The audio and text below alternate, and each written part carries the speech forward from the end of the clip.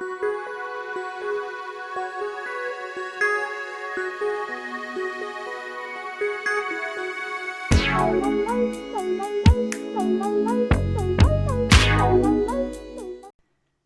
and welcome to another Lavinia World video.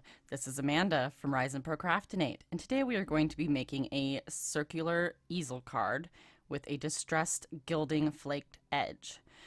Gilding flakes are also known as gold leaf, so you may be familiar with them that way as well.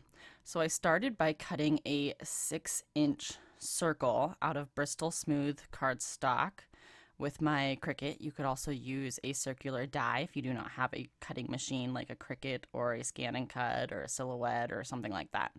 So I put pixie spray on the back of my stencil, and this is a Caramel Studio stencil called The Sun. And I'm going to start off with some Distress Oxides here and do a little bit of ink blending. I'm starting with Carved Pumpkin. And I'm just going to ink blend that through the sun portion of the stencil. The other portion of the stencil, I'm not sure if that's supposed to be a moon, but that was my take on it, so that's what I'm going to make it. So I'm moving on to Wild Honey. I'm just going to fill out the main sun portion of that with Wild Honey. And then we will be moving on to the rays, and I will fill that with some squeezed lemonade. And I'm going to be switching to a smaller ink blending brush, so I can try to just focus on the rays, but I already knew I was going to get it a little outside of the rays, but that was fine because I figured it would kind of give it a little bit of a glowy effect. I do have some even smaller ink blending brushes, but I feel like this one is a little bit more useful, and I wouldn't be sitting here forever trying to fill out those rays, so I was okay going a little bit outside the lines. So I'm just going to finish up the rays here a little bit. And my concern was, since I'm going to do the rest of the area kind of in blue tones, was that I was going to get a weird greenish tone outside of the sun. As I had picked Peacock Feathers and chipped Sapphire for the blue part, so I wanted a transitional color between the Peacock Feathers and this squeezed lemonade, and I wasn't sure that I was going to get a good, I was afraid I was going to get a weird green in between. Oh, and I'm going to wipe off my stencil here before I move on so I don't get a weird color. So I was trying to figure out a good transitional color, and I decided that Twisted Citron would be probably the best color, because I knew I was going to probably get green no matter what I did. And Twisted Citron's kind of a yellowish green, and I know that it mixes well with Peacock Feathers. So I decided to just do a little tiny bit with my tiny little brush here, just outside of the rays with this Twisted Citron. So that's what I'm going to do right now, is just go just a tiny bit. And I didn't use a ton of this because, again, I didn't want green, but I wanted something to kind of transition between the Peacock Feathers and this squeezed lemonade, because I wasn't sure exactly what color I would get if I mixed the Peacock Feathers and the squeezed lemonade. And sure, I could have pulled out a little scrap piece of paper and blended the two together to see what I got, but I was being lazy. And I already know that Twisted Citron and Peacock Feathers blend well together because I have blended those two colors together before. So I'm just going to finish up here, blending outside those rays. And then we will move on to the Peacock Feathers, and I'm going to switch to a bigger brush for that again. So we're just going to move on to the Peacock Feathers and just blend that, and I'm going to do a much bigger area again with the Peacock Feathers. Like I said, I'm not sure that this holy area, kind of bubbly looking area, is a moon, but that's kind of what I depicted it as, is the sun turning into the night sky. So that's what we're going with here. And then I know that there's a big color difference between Peacock Feathers and chipped Sapphire, but they blend nicely together as well, so I wasn't too concerned about that. The Oxides do blend really well together. Well, I think the Distress inks blend well together too, but I chose Oxides because of the big color differences between the yellows and the blues and whatnot. So I knew that they would blend super easy for me. So I did cover up a lot of that Twisted Citron, so I'm just going to go back in between the Twisted Citron and the Peacock Feathers and just blend those two colors together a little bit better so I don't have such a harsh line. And then we will move on to that last color, which, like I said, is Chipped Sapphire. So as you can see, I'm getting a pretty kind of greenish blue color. It's very bright, but it is a nice transitional color, I think, between the yellow and the Peacock Feathers. Like I said, last color is the Chipped Sapphire, and we're just going to finish that up. I did notice that I had some orange on my mat, and I definitely do not want orange and blue to go together because that will make a nasty brown color. So we're just going to finish up with the Chipped Sapphire on the very edge here. And that will finish up our ink, well, it's mostly going to finish up our ink blending because I do need to go back in between the Chipped Sapphire and the Peacock Feathers to make sure I got a nice ink blended transition between those two colors. But then that'll finish up our ink blending and I will pull off the stencil. Excuse me. Just going to go between that transition real quick, and then we're going to pull off the stencil here. Sometimes I feel like I have this sped up enough, and then when I go to do my voiceover, it's like, okay, get on with it, Amanda. But I don't want to speed it up so much that you guys can't see what I'm doing either. So, all right, wipe off that mat, and then we will pull off the stencil, and you'll see how gorgeous this turned out. I loved this. Look how pretty that is. I've had this stencil for like a month or so, and I've been really wanting to use it, but I had to get those Christmas cards in. But now that we're done with Christmas, we can move on to all the pretty stuff. All right, so I'm going to apply some of this EK Success Zig 2-way glue pen. I'm just going to put blobs on the mat, and when you push down on the tip, the glue will come out. So I wanted to get a big old blob on the mat, and then I've got this little piece of sponge. They came in like bigger sections of sponge, and then I just cut them down and I use them to dab on some of the oxides on my stamps. You've probably seen me do that when I've done like 2 or 3 tone stamping. But I also thought it would work great to dab on some of this glue on the edge of my circular panel here. Because if you go, I thought if I just went around the edge with the chisel tip of the glue pen that I would get more of a straight even line, or mostly even. I can't apply anything even. But I didn't want that. I wanted more of a distressed look. So that's why I'm kind of dabbing and I'm kind of shimmying my hand back and forth and dabbing some more, and because I wanted an uneven look basically, so it would look more distressed. So I did go around this circle 2 times, all the way around the circumference 2 times, and just shimmying back and forth, and that way I didn't get a real even look. Like I said, I wanted it to look real distressed and uneven.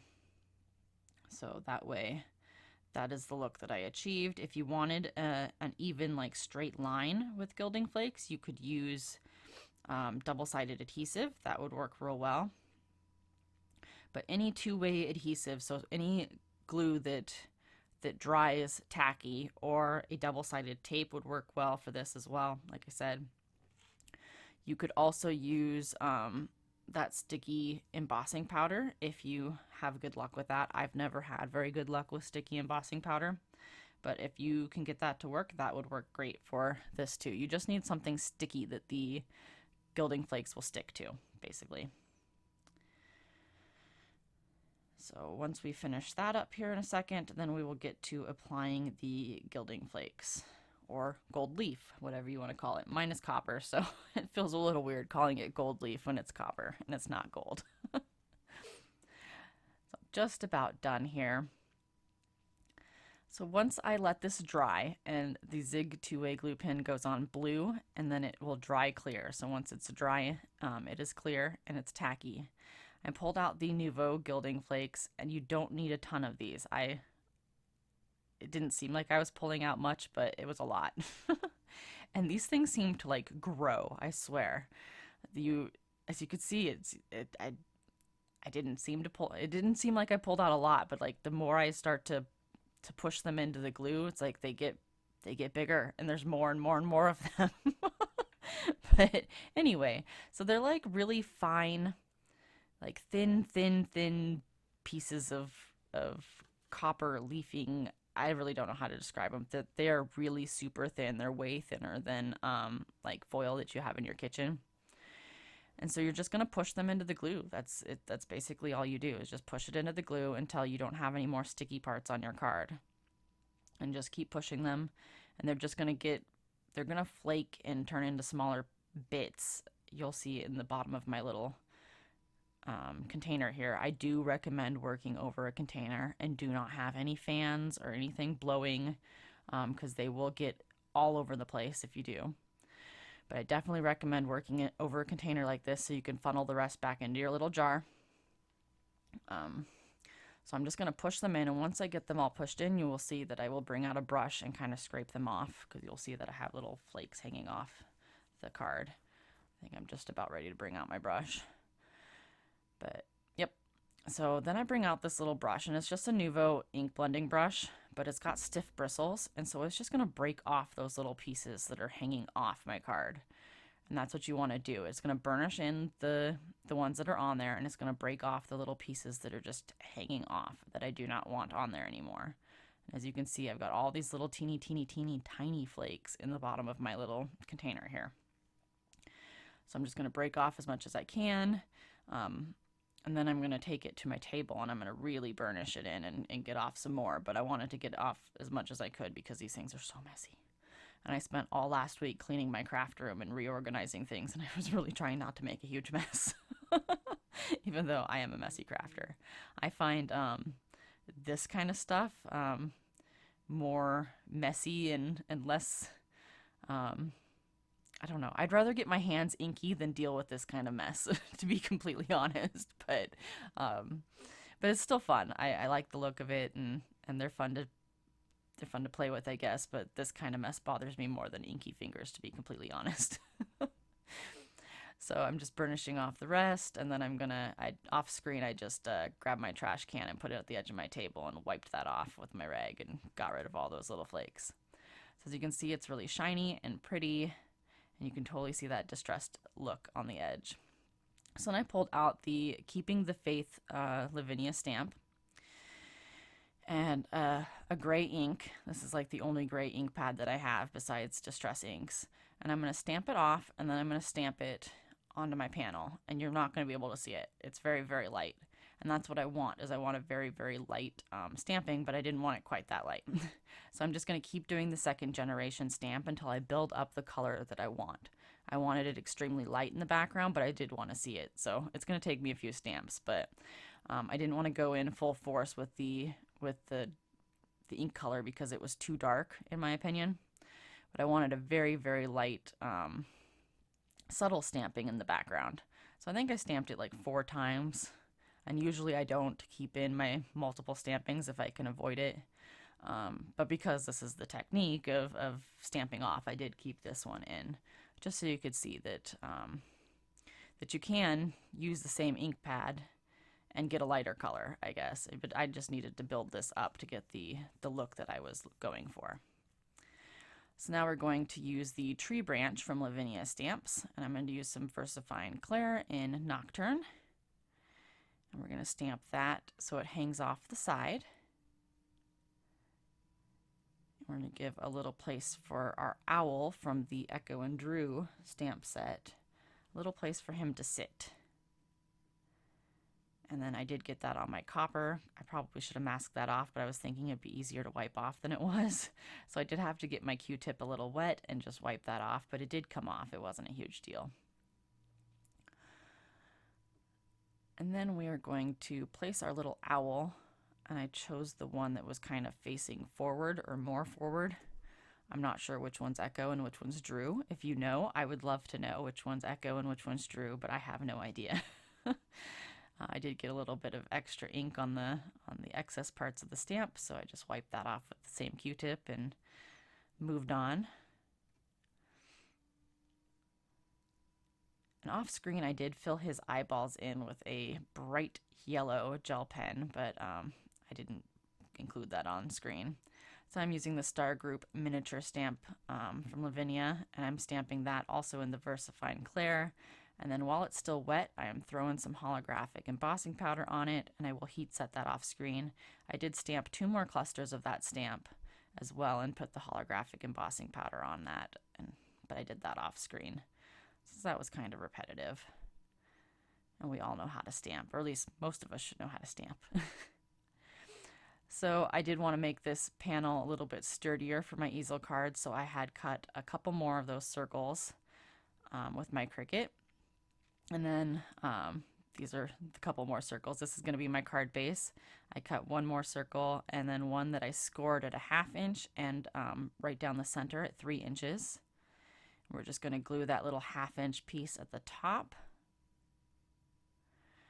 And then on the bottom of the 3-inch section, we're going to put some glue just on the part that's facing up towards us.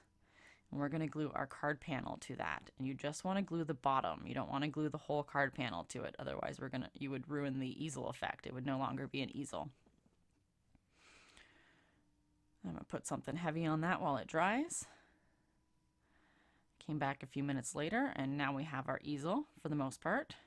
Now we just got to figure out what we're going to use for a stopper, but I wanted to see it stand, so I used my little glue eraser there.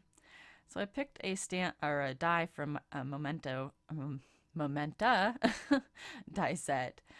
It doesn't have a name, but I gave you the lot number there, and that'll be listed down in the description box below as well. And it was a little shooting star I thought was cute, so I used like three white die cuts, and then I picked like this rainbow pattern paper that I had, but it only ended up cutting out of the green section. I couldn't stretch all the way across well, I guess it was green and yellow. It couldn't stretch all the way across the rainbow, so I just picked the green and yellow section because it would be right there with the green and yellow on my card. And I popped the little center star up just in case that 3 or 4 pieces of paper that were stacked wasn't enough to keep my easel closed. It would have a second little place there that it would hold it just in case. So that finishes the card for today. I hope that you enjoyed it.